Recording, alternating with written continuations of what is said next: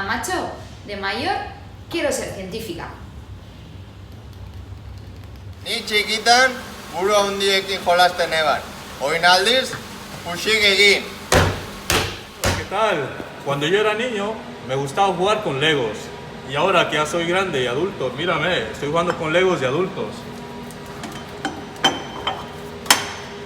De pequeño, como todos, jugaba a transformar las cosas.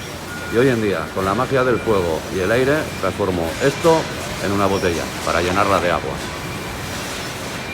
De pequeño coleccionaba cromos de Panini. Ahora que ya soy más adulto, colecciono etiquetas de alcohol. De pequeño jugábamos en pandilla. Y ahora trabajamos en equipo. ¡Ay!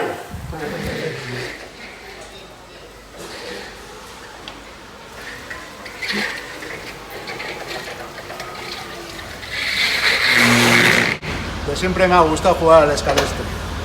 Ni txikitan pelota jolasten eban, eta orain kamioekin bat baterekin. De pequeña quería ser científica y ahora trabajo en un laboratorio haciendo análisis de aguas.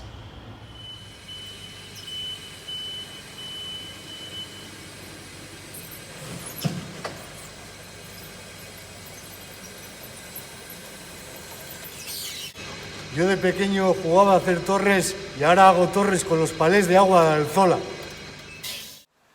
Txikitan, bote-botian jolasten aben, da ontxe, bote inguratuta nao. Es importante aprender a jugar.